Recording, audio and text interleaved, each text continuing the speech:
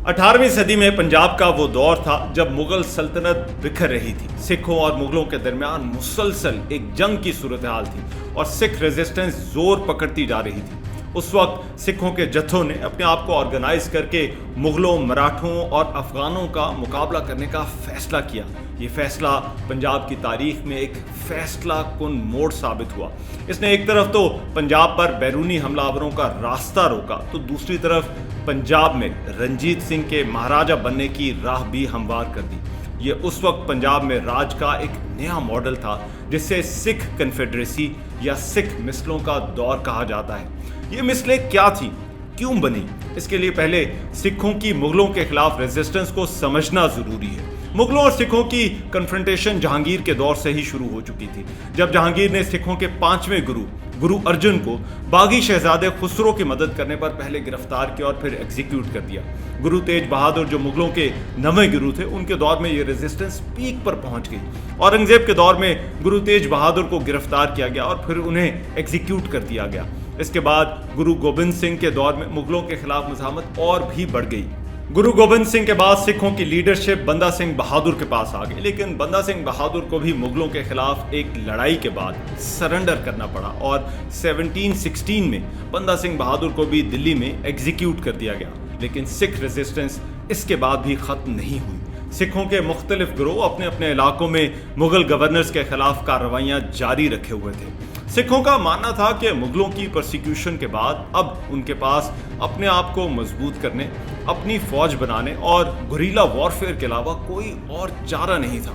मुगल सल्तनत उनका पीछा कर रही थी। सिखों के रेजिस्टेंस फाइटर जंगलों, बारों और पहाड़ों में छुपे हुए थे और उन्हें जहां मौका मिलता वो मुगलों पर हमले करते।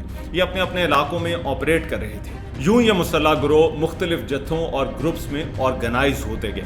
लेकिन उस वक्त हालात में एक ऐसी तब्दीली हुई जिसने मुगलों की सल्तनत और सिखों की इस रेजिस्टेंस का रुख मोड़ कर रख दिया। 1739 में नादिर शाह के हमले ने मुगलों की कमर तोड़ दी।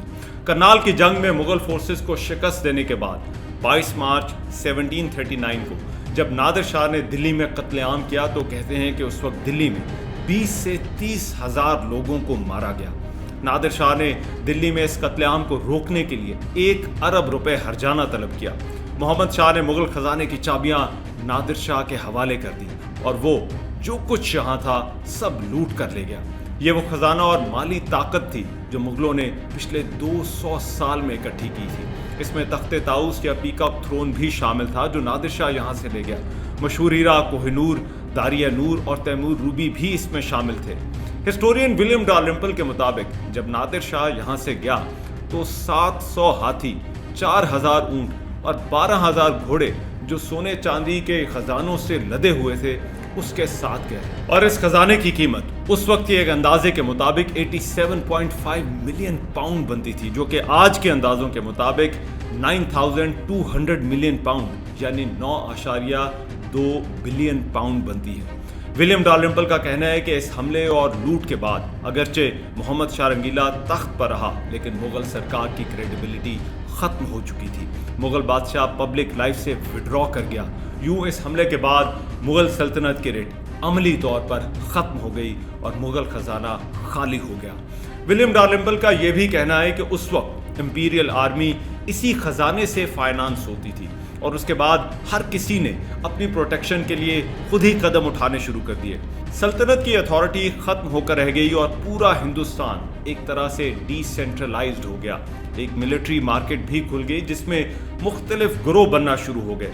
यही वो वक्त था जब अफगानों, सिखों और जाटों ने उस वक्त मुगल एम्पायर से निकलकर अपनी अपनी रियासत बनाने की ख्वाहिश करना शुरू कर दी। गुरु गोबिंद सिंह के बाद सिखों ने अमृतसर को अपना हेडक्वार्टर बना लिया था। नवाब कपूर सिंह उस वक्त सिखों के बड़े लीडर्स में से एक थे जो अमृतसर की विसिनिटी से ही ऑपरेट करते थे। नवाब कपूर सिंह ने उस वक्त सिखों के मिलिट्री और रेवेन्यू सिस्टम को ऑर्गेनाइज करना शुरू कर दिया।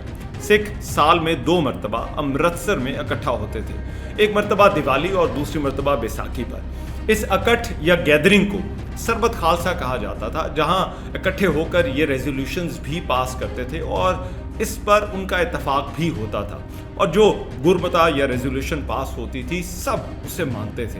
ये एक तरह से पूरी सिख कौम की पॉलिसी होती थी जिस पर सबका इत्तेफाक होता था। जत्थे सिखों के ग्रुप्स या ग्रोह थे जिनका लीडर एक जत्थादार होता था। ये जत्थे जब सरबत खालसा में आते थे तो इन फैसलों को भी मानते थे। ये जत्थे दो तरह के थे, एक बुड्ढा दल जो कि अमृतसर में रहते थे और दूसरे तन्ना दल जो कि कैंपेन्स पर जाते थे। इन जत्थों की तादाद वक्त के साथ साथ बढ़ती चली गई। 1748 तक ये 65 जत्थे बन चुके थे जिनको रिकग्निशन हासिल थी। नवाब कपूर सिंह को उस वक्त महसूस हुआ कि एक तरफ मुगलों और दूसरी तरफ अफगानियों और मराठों के पंजाब और उनके इलाकों पर हमलों का मुकाबला करने के लिए अब इन जत्थों को इकट्ठा करना जरूरी हो गया है। बैसाखी के दिन 29 मार्च 1748 को अमृतसर में सरबत खालसा में जब इन सिख जत्थों ने शिरकत की तो जत्थादारों की राय थी कि लड़ाई अब मिलकर लड़ी जाए और मुगलों, अफगानों और मराठों का मुकाबला इकट्ठे होकर किया जाए और उसके लिए एक तरीका तय किया जाए। अमृतसर में सरबत खालसा की इस एनुअल मीटिंग में एक रेजोल्यूशन पास होती है जिसमें इन तमाम जत्थों को 11 मिसलों में ऑर्गेनाइज किया गया और यूं इन जत्थों की जो फौज बनी इस यूनिफाइड आर्मी को दल खालसा का नाम दिया गया और इनकी कमांड जस्सा सिंह आलूवालिया को दे दी गई और नवाब कपूर सिंह को इसका सुप्रीम कमांडर माना गया। हर जत्थे की कमांड एक जत्थादार को दी गई और इस जत्थे की टेरिटरी का तायुन किया गया ताकि कोई झगड़ा ना हो। पहले इन 11 ग्रुप्स को जत्थों का ही नाम दिया गया था लेकिन फिर इनको मिसलें कहना शुरू कर दिया गया। वैसे तो मिसल अरबी जुबान का लफ्ज है जिसका मतलब है बराबर या इक्वल, लेकिन कहते हैं कि हर जत्थे की एक फाइल अमृतसर में रखी होती थी जिसमें जत्थेदार की तमाम कार्रवाइयां, इसके रेवेन्यू और हमलों की तफसील होती थी और जो माल वो जमा करवाता था वो एक मिसल या फाइल में दर्ज होता था और हर कोई ये कहता था कि उसका हिसाब मिसल में लिखा जाए। इसलिए रफ्ता रफ्ता इन जत्थों को मिसल कहना शुरू कर दिया गया। इन मिसलों की तादाद उस वक्त 11 थी। एक मिसल ऐसी भी थी जो उस वक्त इसमें शामिल नहीं थी। ये फुलकारी मिसल थी जो कि बाबा आला सिंह के अंडर थी और वो दल खालसा कमांड का हिस्सा नहीं थी। इसकी तफसील भी जरा बाद में शेयर करते हैं। ये मिसलें या जत्थे कौन कौन से थे, इनके इलाके कौन से थे और इन्होंने कैसे रूल किया, एक नज़र ज़रा उस पर डाल लेते हैं। सिंहपुरिया या फैजलपुरिया मिसल, ये मिसल खुशहाल सिंह ने कायम की थी। ये मिसल नवाब कानपुर सिंह की ही थी और वो सिखों को इकट्ठा करने में अरसे से मसरूफ़ थे और इनका इलाका सिंहपुर, जालंधर और शेखुपुरा के करीब था। मुगलों के खिलाफ लड़ाई में इन्होंने ही सियासी और इंतज़ामी तौर पर सिखों को इकट्ठा करना शुरू किया, इसलिए इस मिसल को खासी रिस्पेक्ट भी हासिल थी। आलूवालिया मिसल, इसकी बुनियाद साधु सिंह ने रखी थी। इस मिसल की कमांड जस्सा सिंह आलूवालिया के पास थी जिन्हें सिख सुल्तान कौम भी कहते थे। ये दल खालसा फौज के पहले कमांडर भी बनाए गए और इनकी कमांड में सिखों ने हमलावरों के खिलाफ लड़ाइयाँ लड़ी और लाहौर और दिल्ली के किलों पर कब्जा भी किया। जस्सा सिंह ने कपूरथला स्टेट की भी बुनियाद रखी। इनके ज़ेर असर इलाकों में जालंधर, कपूरथला, नूर महल, तलवंडी और फगवारा के इलाके थे। निशान वाला मिसल, ये मिसल दसौंदा सिंह जो कि तरना दल का लीडर था उसने इस मिसल की बुनियाद रखी। दल खालसा का निशान दसौंदा सिंह ने ही कैरी किया और ये निशान उनके पास होने की वजह से इसे निशान वाली मिसल कहा जाता था। कहते हैं वो अपने जत्थे में एक ऊंचा निशान मौजूद रखते थे, इसीलिए तमाम सिख इनको निशान वाला कहते थे। 1786 के बाद इस मिसल को दया कौर जो कि गुरबख्श सिंह की बेवा थी उसने लीड किया। इनके इलाकों में अंबाला, श्री आनंदपुर, चंडीगढ़, यमुनानगर और कुरुक्षेत्र के इलाके शामिल थे। भंगियों की मिसल, ये मिसल छज्जा सिंह ने कायम की थी जो कि बंदा सिंह के करीबी साथी थे। ये सिख मिसलों में सबसे बड़ी थी। कहते हैं इनका लीडर जगत सिंह भंग का बड़ा शौकीन था और इसी वजह से इसका नाम भंगियों वाली मिसल पड़ गया। इस मिसल ने एक इंडिपेंडेंट स्टेट कायम कर रखी थी जिसके इलाकों में तरनतारन, अमृतसर, गुजरात, चिन्योट और लाहौर का कुछ हिस्सा शामिल था। लाहौर पर हमले के दौरान इस मिसल ने मशहूर जमजमा तोप पर भी कब्जा कर लिया था जो उस वक्त बर्रे सगीर की सबसे बड़ी तोप थी। इस मिसल की वजह से ही इस तोप को भंगियों की तोप कहना शुरू कर दिया गया जो बाद में रंजीत सिंह के पास आई और वो इसे लाहौर ले आया।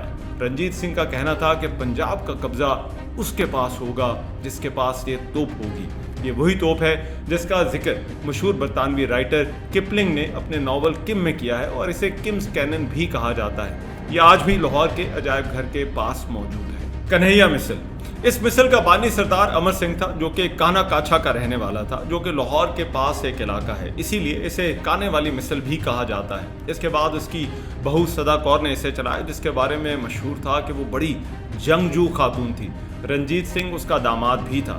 اس طرح سے یہ اس کی سسرالی مسل بھی تھی، جس نے رنجیت سنگھ کا قصور، امرتسر، ہزارہ اور اٹک کی جنگوں میں ساتھ دیا۔ ان کے زیر اثر علاقوں میں گرداسپور، ڈیرہ بابا نانک، پٹھان کوٹ اور ہوشیارپور شامل تھے۔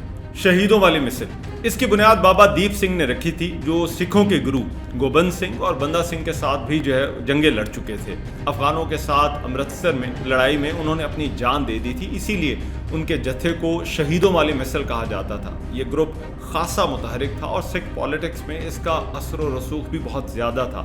ان کے علاقے تلوانڈی، بھٹنڈا اور پنچکولہ کے پاس تھے۔ نکئی مسل، یہ مسل ہیرا سنگھ نے قائم کی تھی۔ اس مسل کے پاس نکا کی ٹیریٹری تھی، جو کہ لاہور اور گوگیرا کے درمیان تھی۔ رنجیت سنگھ کی جب راج کور سے شادی ہوئی تو دونوں کی مسلوں کے درمیان تعلقات اور بھی مضبوط ہو گئے۔ 1802 میں ان کے ہاں کھڑک سنگھ پیدا ہوا، جو کہ رنجیت سنگھ کا ولی عہد بھی تھا۔ ان کے زیر اثر علاقوں میں کھیم کرن، کھڈیاں، گوگیرا، دیبال پور اور اوکاڑا شامل تھے۔ سکر چاکی مسل، یہ مہاراجہ رنجیت سنگھ کی مسل تھی، جو کہ چڑھت سنگھ نے قائم کی تھی۔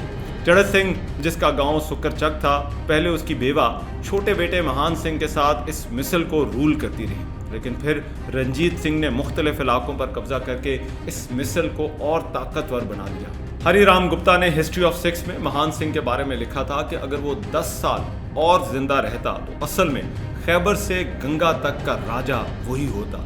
ان کے علاقوں میں قلعہ دیدار سنگھ، قلعہ مہان سنگھ، لدے والا وڑائچ، فیروز والا اور ایمن آباد شامل تھے، جو کہ پاکستان کے شہر گجرانوالا کے پاس ہے۔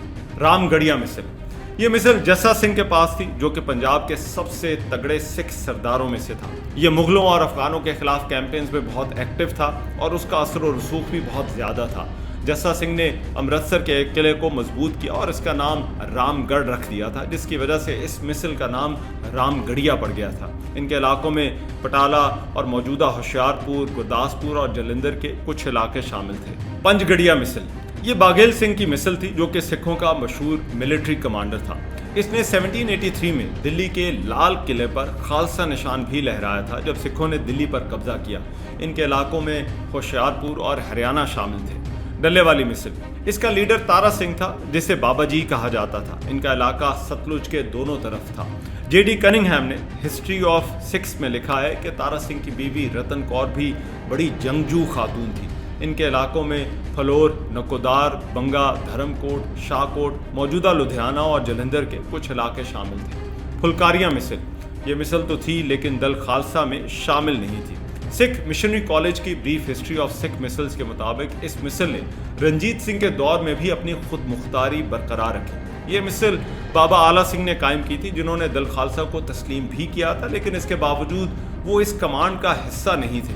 آلہ سنگھ کے پوتے اور اس کے بعد اس مسل کے لیڈر امر سنگھ کو احمد شاہ ابدالی نے راجہ راجگان کا خطاب بھی دے رکھا تھا، اور ان کے علاقوں میں پٹیالہ، نابھا، برنالہ، بھٹنڈا اور سنگرور شامل تھے۔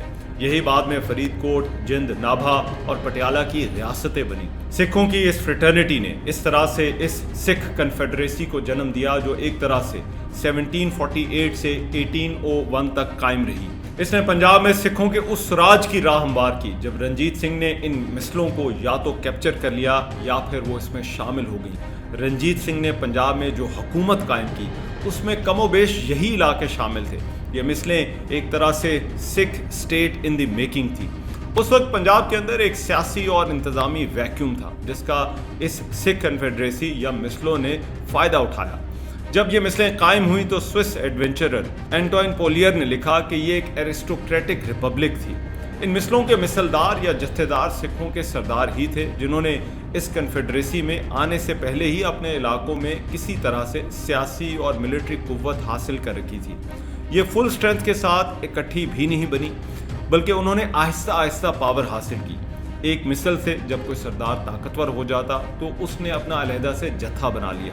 کہتے ہیں جو امرت دھاری سکھ تھے وہی دل خالصہ میں ممبرشپ کے لیے اہل تھے۔ जो कोई भी एक एक्टिव हॉर्समैन था और जिसके पास हथियार थे वो किसी भी जत्थे या मिसल को ज्वाइन कर सकता था और अपनी मिसल के साथ इस मेंबरशिप को चेंज भी कर सकता था। लेकिन इन मिसलों को कलेक्टिवली सरबत खालसा या सिखों की असेंबली ही कंट्रोल करती थी। मिसल के हर सिपाही का अपना घोड़ा होता था और अपना हथियार भी। अपनी लॉयल्टी का फैसला भी वो खुद करता था और ये लॉयल्टी किसी ज़ात के तहत भी नहीं थी। ये सिख सिपाही ज़्यादातर कैवलरी या घुड़सवार ही थे। इसमें इन्फेंट्री या तोपखाना का रवाज बहुत कम था। इन सिपाहियों को फिर हर मिसल ने छोटे ग्रुप्स में डिवाइड कर रखा था। सिख घुड़सवार उस वक्त तयशुदा जंगों के या पिस्ट बैटल्स के कायल नहीं थे। ये गुरिल्ला वॉरफेयर ज़्यादा लड़ते थे और इसीलिए घुड़सवार होना उनके लिए एक बुनियादी स्किल थी। हमलों में जीत के बाद ये माल भी आपस में डिवाइड कर लिया करती थी। फौजा सिंह जिसने मिलिट्री सिस्टम्स ऑफ सिख किताब लिखी है उसके मुताबिक ये सिखों की गुरिल्ला आर्मीज थी और इसमें ज़्यादातर घुड़सवार ही होते थे। ये हिट एंड रन की स्ट्रैटेजी पर हमले करते थे। रनिंग स्कर्मिश इन सिख सिपाहियों का एक मशहूर टैक्टिक था जिसकी एग्जीक्यूशन एक हाईली स्किल्ड सोल्जर ही कर सकता था। कहते हैं उस वक्त जब ये कन्फेडरेसी बनी तो दल खालसा की स्ट्रेंथ 70,000 घुड़सवारों की थी। इनमें सबसे ज़्यादा भंगियों के 20,000 घुड़सवार थे। जॉर्ज फॉस्टर जो कि 1783 में हिंदुस्तान में था उसके मुताबिक इनकी तादाद 2 लाख के करीब थी। इन मिसलों के इलाके भी वेल डिफाइंड थे। शुरू में ये सरदार एक दूसरे के मामलात और इलाकों में दखल नहीं देते थे और इनमें काफ़ी यूनिटी थी। हर लीडर का अपने अपने इलाके में मुकम्मल इख्तियार था। उसकी अपनी कोर्ट होती थी जहाँ वो लोगों के फैसले करता था। ये मिसलें एक दूसरे के साथ मिलकर या अलायंस बनाकर भी जंग करती थी और ख़ास तौर पर तब जब सुप्रीम कमांडर का ऑर्डर होता था। किसी भी नॉन सिख हमलावर के मुकाबले के लिए ये इकट्ठी हो जाती थी। दल खालसा ने बहुत कम अरसे में पंजाब के मुख्तलिफ इलाकों पर अपना कब्जा जमाना शुरू कर दिया। उसने पहले मरहटों के साथ मिलकर 1758 में सरहिंद और लाहौर पर कब्जा कर लिया। 1762 में दल खालसा ने अहमद शाह के लाहौर में गवर्नर को भी शिकस्त दी और उसी साल अहमद शाह अब्दाली की फोर्सेस को अमृतसर में भी शिकस्त दी। सरहिंद और उसके आसपास के इलाकों पर सिखों का मुकम्मल कब्जा हो गया था। यूं इस सिख कन्फेडरेसी की पहुंच अब पंजाब से निकलकर दिल्ली तक होने लगी थी। शुरू में इन मिसलों की आमदन का वाहिद जरिया लूटमार ही थी या वो माल जो ये जंगें जीतने के बाद इकट्ठा किया करते थे। ये सिख मिसलें पट्टादारी, मिसलदारी, टिब्बादारी और जागीरदारी सिस्टम के तहत लैंड रेवेन्यू का निज़ाम भी चलाती थी और उनके सरदारों को इसके तहत ज़मीनें दी जाती थी। ये मुग़लों के सिस्टम से बहुत मिलता जुलता था।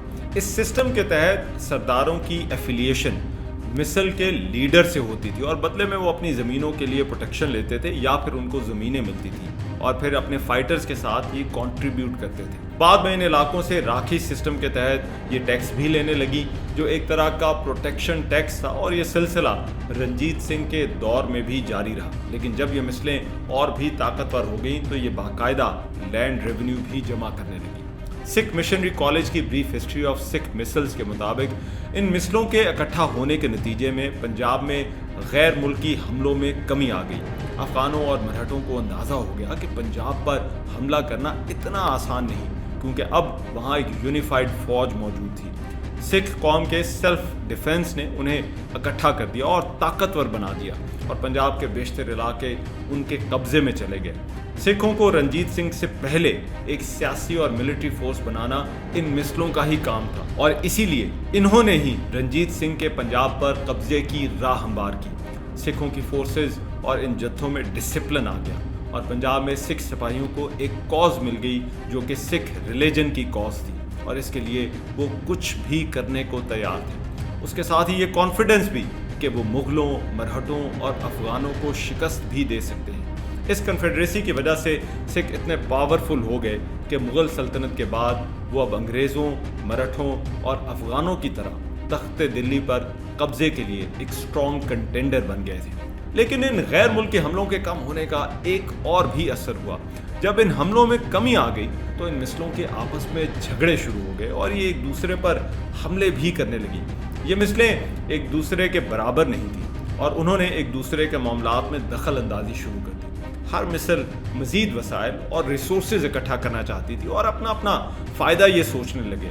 مثال کے طور پر ان میں سے پھلکیا مصر نے اپنی لائلٹی اس وقت بدلی جب 18ویں صدی کے آخر میں ہونے والے افغان حملوں کے وقت اس نے سکھوں کی بجائے افغانوں کا ساتھ دیا۔ 18 سینچری کے آخر تک یہ مثلیں ان آپسی جھگڑوں کی وجہ سے کمزور ہو گئی تھی اور ان کے آپس کی یونٹی بھی بہت کم ہو گئی تھی۔ ان آپسی جھگڑوں کا نتیجہ ایک ہی نکلنا تھا کہ یا تو کوئی باہر سے آ کر ان پر قبضہ کر لیتا، لیکن جب بھی کوئی باہر سے حملہ کرتا تو یہ سکھ نسلیں اکٹھی ہو جاتی تھی۔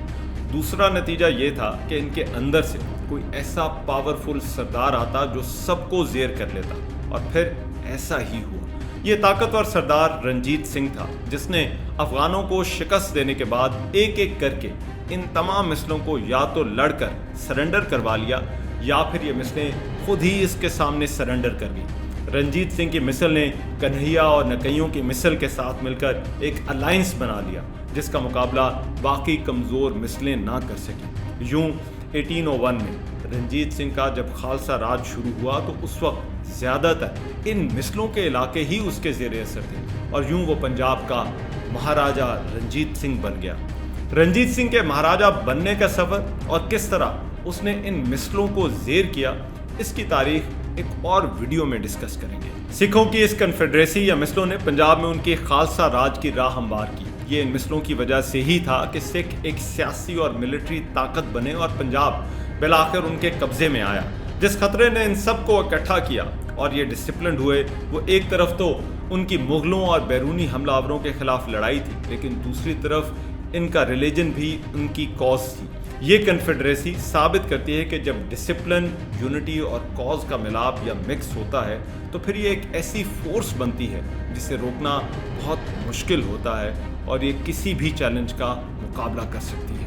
اگر آپ کو یہ ویڈیو اچھی لگی ہو تو بیل آئیکن پر کلک کیجئے اور چینل کو سبسکرائب ضرور کیجئے گا۔ اگر آپ اینگلو سکھ وارز کے بارے میں جاننے میں انٹرسٹڈ ہیں تو دیے گئے لنک پر کلک کریں۔